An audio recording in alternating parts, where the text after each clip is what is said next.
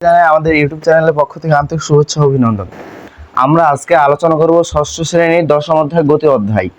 তো তোমরা যারা ক্লাস 6 এ পড়তেছো তোমরা খাতা কলম নিয়ে রেডি হয়ে যাও। তোমাদের যে দশম অধ্যায়টা রয়েছে পেজ নাম্বার হচ্ছে 51 অর্থাৎ 51। এই গতি অধ্যায়টা নিয়ে আলোচনা করব। তো অধ্যায়টিকে আমি সম্পূর্ণ অধ্যায়টিকে 60টি ভাগে ভাগ করেছি এবং টাইপ অনুযায়ী সেই 60টি ভাগ আমি আজকে সম্পূর্ণ করব।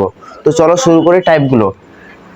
টাইপ 1 হচ্ছে স্থিতি ও গতি প্লাস আপেক্ষিক গতি। টাইপ 2 হচ্ছে প্রসঙ্গ কাঠামো। টাইপ 3 হচ্ছে গতি, গতি যে 5 প্রকার সেটা নিয়েও আলোচনা করব। টাইপ 4 হচ্ছে দূরত্ব ও সরণ। টাইপ 5 হচ্ছে দ্রুতি ও বেগ। টাইপ 6 হচ্ছে ত্বরণ ও মন্দন। টাইপ 7 অতিরিক্ত গতি ও জীবনের ঝুঁকি। তো চলো ভাইয়া তোমরা খাতা কলম নিয়ে রেডি হয়ে যাও, আমরা শুরু করি।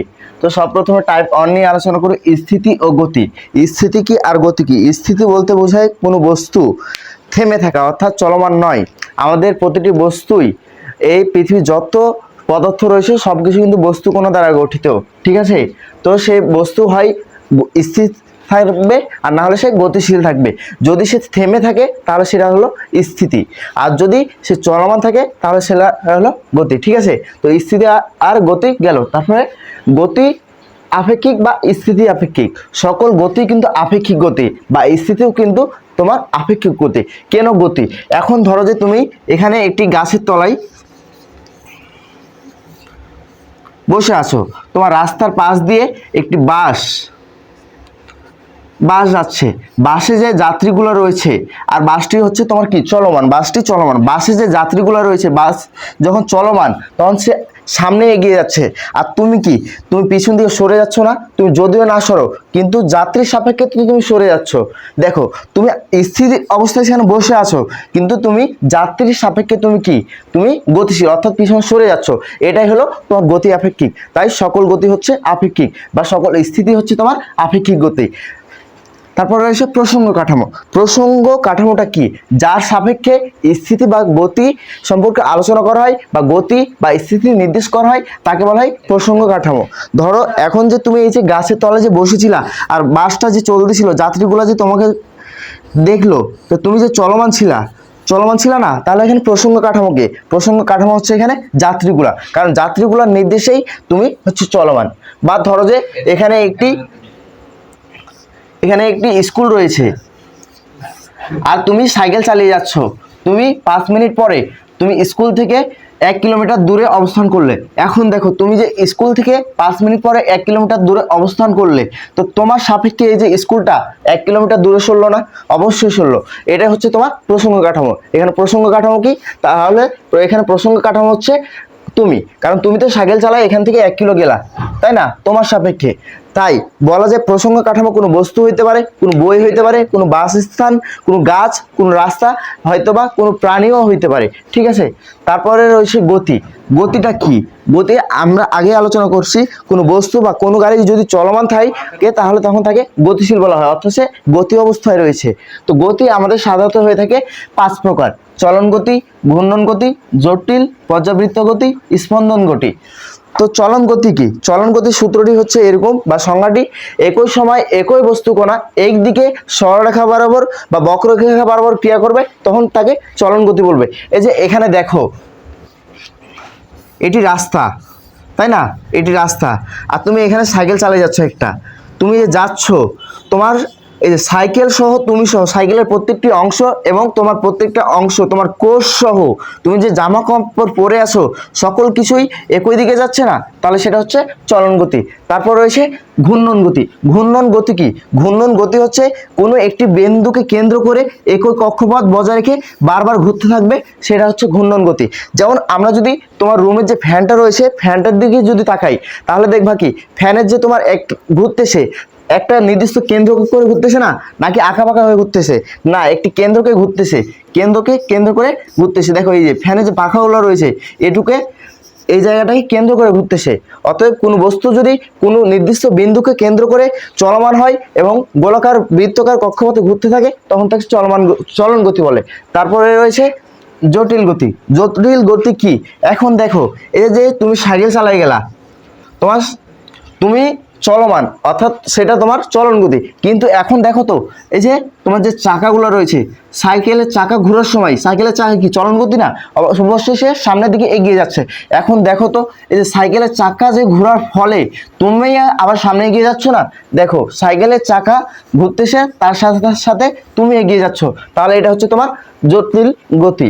তারপর রয়েছে পর্যায়বৃত্ত গতি। পর্যায়বৃত্ত গতি কি?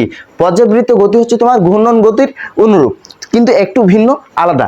এখানে তোমার কি হয়েছিল, ঘূর্ণন গতিতে কোনো নির্দিষ্ট কেন্দ্রকে কক্ষপথ করে বারবার ঘুরতে থাকবে, কিন্তু এখানে পর্যায়বৃত্তকে কোনো নির্দিষ্ট বিন্দুকে কেন্দ্র করে নির্দিষ্ট সময় পরপর ঘুরতে থাকবে। ধরো যদি তোমার যে ঘড়িটি রয়েছে, ঘড়িটিকে যদি দেখো, এখানে রয়েছে কেন্দ্র, মিনিটের কাঁটা, সেকেন্ডের কাঁটা। এখন যে সেকেন্ডের কাঁটাটা রয়েছে তোমার নির্দিষ্ট সময় পরপর ঘুরতেছে না, আবার একই কক্ষপথে, আবার একই বিন্দুকে কেন্দ্র করে নির্দিষ্ট কক্ষপথে ঘুরতেছে, সেটা হচ্ছে তোমার পর্যায়বৃত্ত গতি। আর স্পন্দন গতি কি? স্পন্দন গতি হচ্ছে কোনো কিছুর উপরে বল প্রয়োগের ফলে বা চাপ প্রয়োগের ফলে, অর্থাৎ কেন্দ্র থেকে একবার ডান পাশে একবার বাম পাশে ঝুলতে থাকবে, সেটা হচ্ছে তোমার স্পন্দন গতি। ঠিক আছে, তারপরে রয়েছে দূরত্ব ও সরণ। দূরত্ব কি আর সরণ কি? এই যে দেখো, তুমি এখানে মনে করো যে একটি গাছের তলায় বসেছিলে, তাই না? কিন্তু তুমি একটি সাইকেল নিয়ে তুমি আঁকাবাঁকা রাস্তা দিয়ে এই জায়গায় আসলে, ধরো যে এই জায়গায় দূরত্ব হচ্ছে তোমার 5 কিলোমিটার, 5 km, তাই না? তাহলে তুমি সরলে কতটুকু? তুমি 5 কিলোমিটার তুমি দূরে চলে গেলে না, এটা হচ্ছে তোমার দূরত্ব। অর্থাৎ কোনো নির্দিষ্টকে বিন্দু করে কোনো বস্তু যদি যে পথ অতিক্রম করে তাকে বলা হয় দূরত্ব। তারপর রয়েছে সরণ। সরণ বলতে বোঝায় কোনো বস্তু তার পূর্বে অবস্থা থেকে সে কতটুকু সরলো, সেটা হচ্ছে সরণ। এই যে দেখো, তুমি যদি এখান থেকে গেলা 5 কিলোমিটার গিয়ে আবার তুমি দক্ষিণ দিকে ফিরে আসলা, দেখো তো এখানে 5 কিলোমিটার আর এখানে তুমি 3 কিলোমিটার, মোট পথ কতটুকু অতিক্রম করেছো? অবশ্যই 5 + 3 8 কিলোমিটার, তাই না? কিন্তু তুমি এখন দেখো তো, তুমি এই যে এই বিন্দু থেকে তুমি কতটুকু সরছো, দেখো তো এদিকে যে 5 কিলো গেলা, মোট এইটুকু 5 কিলো, আবার তুমি 3 কিলো ফিরে আসলা, তাহলে তুমি এখান থেকে কতটুকু সরলা? অবশ্যই এটুকু যদি হিসাব করি কত কিলো, অবশ্যই 5 থেকে 3 বিয়োগ করলে যত হবে, তুমি কত কিলো সরলা? 2 কিলোমিটার সরলা। এটা হচ্ছে তোমার কি? সেটা হচ্ছে সরণ। অর্থাৎ কোনো বস্তু পূর্বের অবস্থা থেকে পরবর্তী অবস্থা, অর্থাৎ শেষ অবস্থায় যতটুকু সরবে সেটা হচ্ছে তার সরণ। তারপরে রয়েছে দ্রুতি। দ্রুতি কি আর বেগ কি? একক সময়ে যে সে কতটুকু পথ অতিক্রম করবে তার হারকে বলা হয় দ্রুতি। আর বেগটা কি?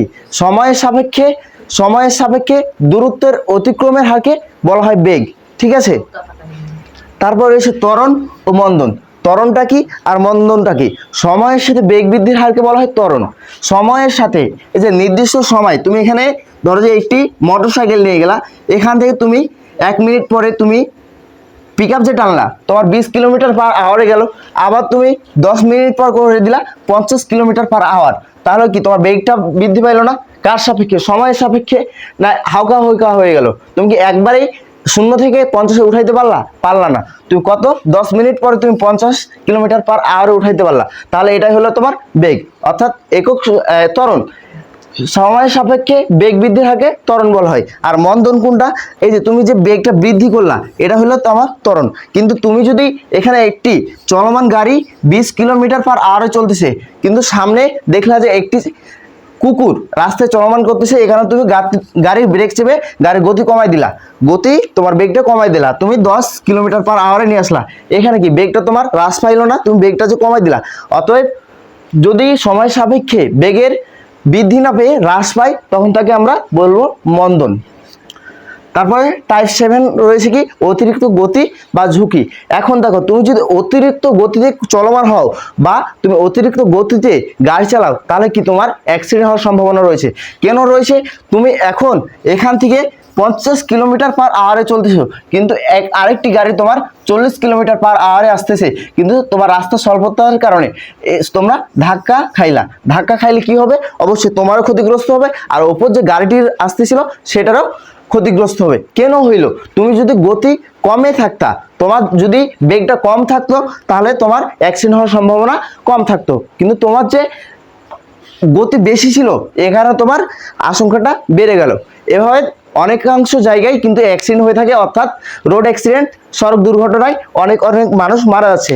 তাই তোমাদের এখন সবসময় সতর্ক থাকা লাগবে, যে কোনো গাড়ি হোক, কোনো বস্তু হোক, তার বেগটা কম রাখা লাগবে, তার গতি কম রাখা লাগবে, যেন তুমি অ্যাক্সিডেন্টের সম্মুখীন না হও। ঠিক আছে, তো আজকে এই পর্যন্তই, ধন্যবাদ।